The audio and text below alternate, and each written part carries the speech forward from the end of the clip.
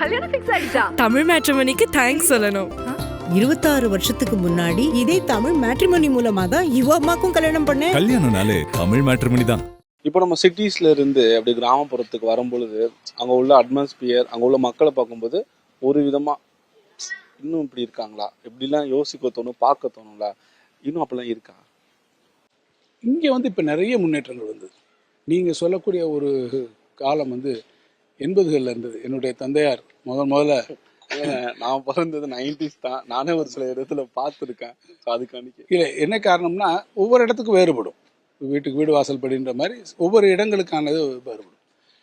என்னுடைய இளமை பருவத்தில் நான் பார்த்த இந்த பகுதி இன்னைக்கு எவ்வளவோ முன்னேறி இருக்கு. அந்த பகுதி இப்போ நிச்சயமாக இல்லை. மாறி வரக்கூடிய கால சூழ்நிலைக்கேற்ப கிராமங்கள் இன்றைக்கு வளர்ந்துருக்கு, நகரமயமாக்கல் உருவாக்கியிருக்கு. பட்டணத்தில் மட்டும் கிடைத்திருக்கக்கூடிய வசதிகள் அங்கே மட்டும் இருந்தக்கூடிய ஒரு இதுகள் இப்போ இங்கே வந்திருக்கு. நான் காலேஜில் படிச்சுட்டு இருக்கும்போது இங்கே முறை டிவி டவர் வந்தது. அவ்வளோ பெரிய டவர் தான் முதல்ல நம்ம வீட்டில் வச்சு ரூபவாகினி எடுக்க போகும்போது எல்லோரும் பார்த்துட்டு இருந்தாங்க. ஒரே பார்க்குற மாதிரி இருக்கும். அப்போ ஒரே ஒரு ஃபோன் மட்டும்தான் இருந்தது. இப்போது எல்லாமே அத்தியாவசியமாக எல்லா இடத்துக்கும் வருவது. நல்ல முன்னேற்றங்கள் வந்திருக்கு. கிராமப்பகுதிகள் இன்றைக்கு வளர்ந்துருக்கு. அதே மாதிரி நீங்கள் இந்த தொகுதியோட எந்த இடத்துக்கும் போனீங்கன்னாக்கா அந்த காலத்தை நான் பார்த்தது வர தாண்டி பார்க்கணும்னா குறிப்பாக சொல்லணும்னா ரோட் கனெக்டிவிட்டி. 96 எலெக்ஷன் வரை கூட நீங்கள் பார்த்தீங்கன்னா அந்த காலத்தில் நம்ம ரோடுகளுக்கு இங்கே போனால் ஜீப்பில் தான் போகணும் கிராமங்களுக்கு. ஆமாம், ஏறத்தாழ 400 கிராமங்களுக்கு மேலே இங்கே இருக்காங்க.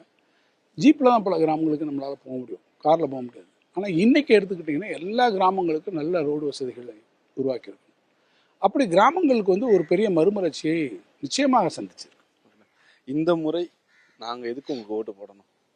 இந்த முறை போட வேண்டியதுக்கு மிக முக்கியமான காரணம் நான் சொல்வது, ஏற்கனவே நாங்கள் செய்து கொண்டிருக்கக்கூடிய இந்த நல்ல திட்டங்களை நாம் தொடர்ச்சியாக செய்ய வேண்டும். கல்யாணம் ஃபிக்ஸ் ஆயிடுச்சா? தமிழ் மேட்ரிமோனிக்கு தேங்க்ஸ் சொல்லணும்.